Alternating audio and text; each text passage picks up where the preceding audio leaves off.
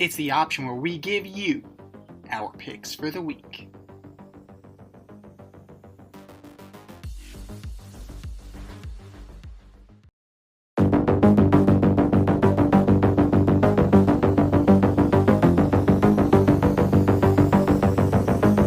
It is the option for NFL Week 8. Unreal, man. Unreal. We have 10 more weeks after this. There's still time for you to play along with us. Go to our CBS Sports Pick'em League entitled The Option 2024. Sign up today and see if you can take on the champs. The lovely Rita Sanchez took home the week and has opened up a little bit of a lead here. With 12 wins last week, she is now up to 69 points for the year. In second place, we have Dee with 66, Danny with 64, me with 62, and friend of the show, Rob Adams, rounding out the top 5 at 50 points. So let's see what we got this week.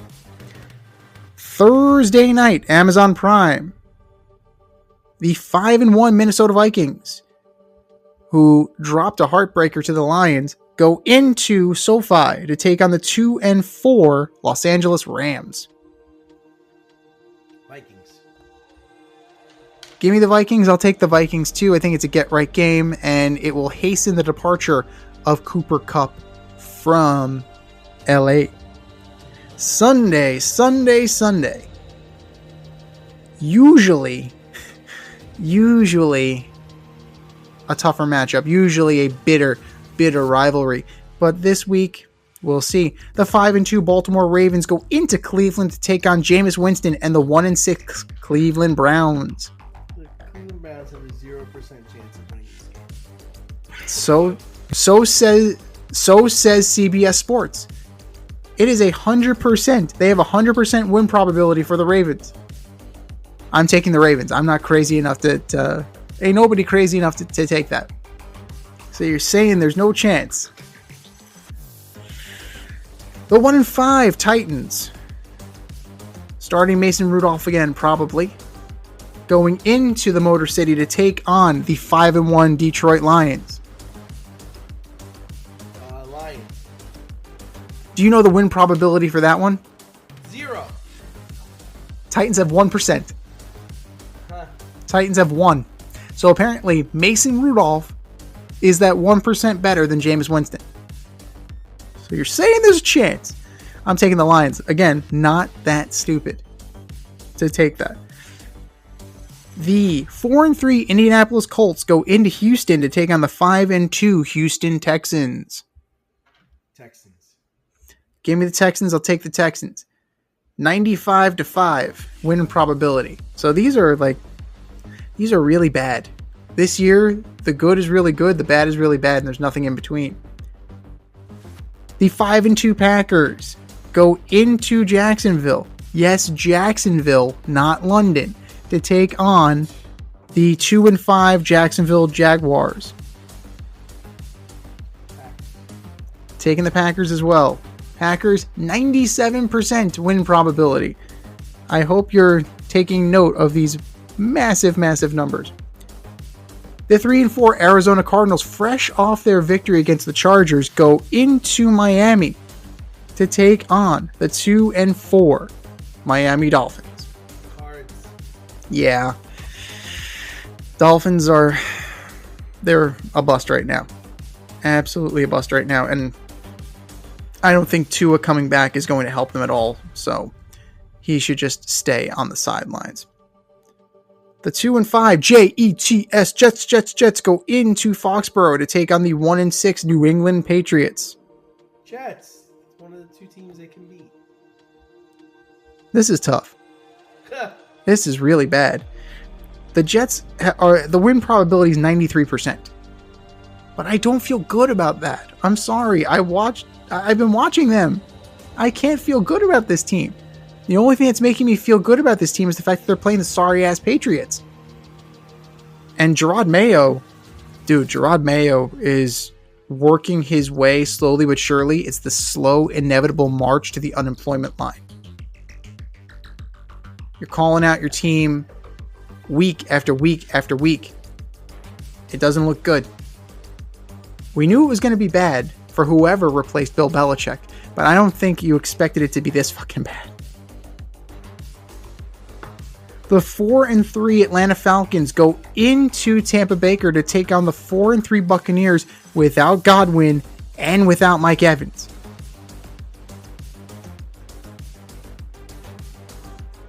I am going with the Bucks. Is Mike Evans definitely out? I think he's got a knee injury. I don't know. Godwin is definitely out. Godwin's out. Godwin's definitely out. What the hell are you guys doing? I'm pretty sure if I saw the report correctly, Mike Evans is out until but their bye week. Oh, jeez. Yeah, if I read that correctly, I'm pretty sure I did. To see Baker Mayfield from Carolina. Maybe they go get Cooper Kupp. Wow, that would be crazy. Or they go call Carolina, get Thielen or Deontay Johnson. Thielen's on IR. Shit. So you go get Deontay Johnson. I'm sure he'd be so thrilled to actually go to a better organization. You talked all that shit about Pittsburgh. Be careful what you wish for. Give me the Falcons. They're actually healthy-ish. So we'll go with that. The 4-2 Philadelphia Eagles go into Cincinnati to take on the 3-4 suddenly resurgent Cincinnati Bengals. Eagles. I want to take the Bengals, but I don't think their secondary can hang. I just don't think their secondary can hang. Now, that being said, outside of one play, that 41-yard touchdown, it was a 43-yard touchdown pass. The Giants held AJ Brown in check. One explosive play. It was one 43-yard play. Everything else was 3 catches for 5 yards. So if they could somehow minimize the big play, the Bengals will be in this thing.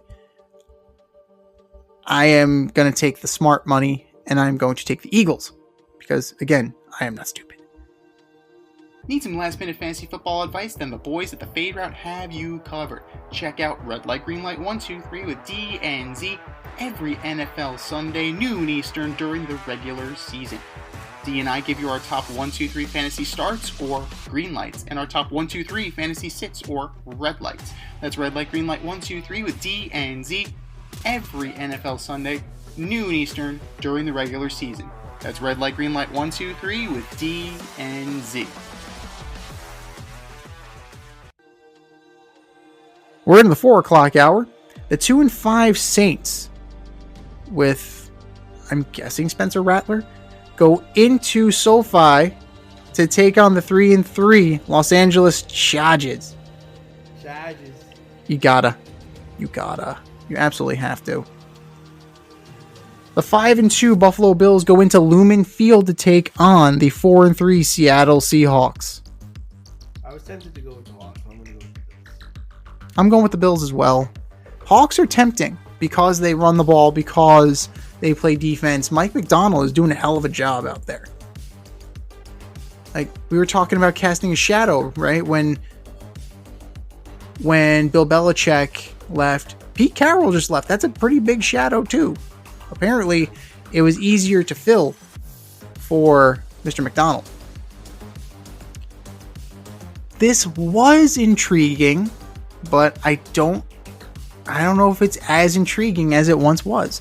The 4-2 Chicago Bears go into Landover, Maryland to take on the 5-2 Commanders with Marcus Mariota most likely under center. The Commies, because the Commies play really good defense. I'm going to go with the Commies as well. I think this is the time where Austin Eckler shows up. I think this is the time where they, make things happen. Do we have to talk about this one? The 1-6 Carolina Panthers go into the Mile High to take on the 4-3 Denver Broncos. Denver Broncos, best defense in fantasy. Give me the Broncos. Give me Bo Nix. Give me Javonte Williams. They're going to light them up. Now, Andy Dalton was in a car accident today. I don't know if that impacts if he's going to play this weekend or not. But if it does, what does that mean for Bryce Young? Does that mean he's back on the field? So, yeah. So, we will see. But CBS Sports, 99% that Denver Broncos win. And there's a chance. The 6-0, the lone undefeated Kansas City Chiefs go into Vegas to take on the 2-5 Raiders with Gardner Minshew back under center because Aiden O'Connell's got a broken thumb. Chiefs. How about them Chiefs?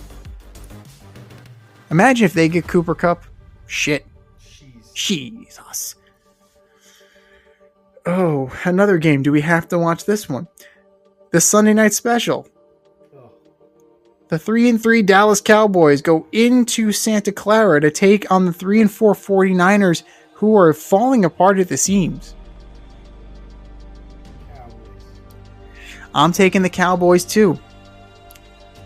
No Ayuk, he's done. No McCaffrey, he's done. Debo's in the hospital with pneumonia. You got Kittle, you got Jordan Mason. This is the game that Dak has to win, right? Like, you talked about the depleted Dodgers and how the Mets needed to pounce on that. Dak Prescott needs to pounce on this. Like, come on. If not now, when? And your Monday Night Delight. Maybe. The 2-5 New York Football Giants go into Pittsburgh to take on the 5-2 Pittsburgh Steelers. Steelers. Over under 1 quarter for Drew Lock.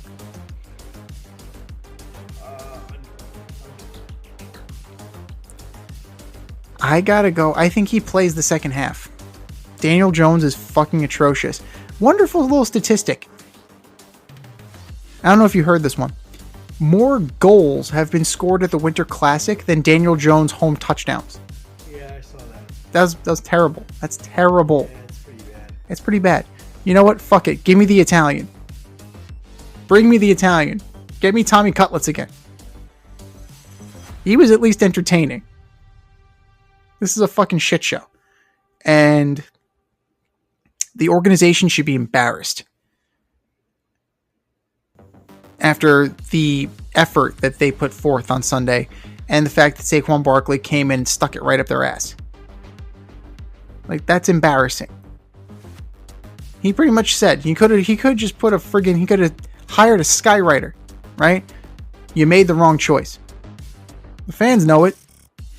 Deep down, they know it. Prediction: pain. Pain.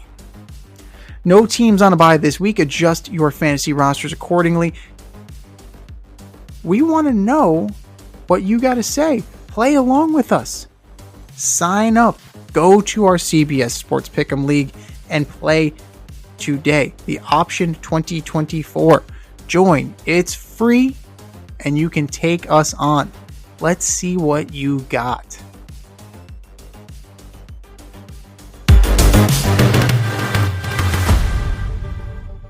Thanks for listening to this episode of our podcast. If you liked what you heard and you want to hear more, be sure to like and subscribe on your favorite podcast platform. Leave us a review, rate us 5 stars, turn on subscription notifications, and share on social media. Tell your friends and spread the word.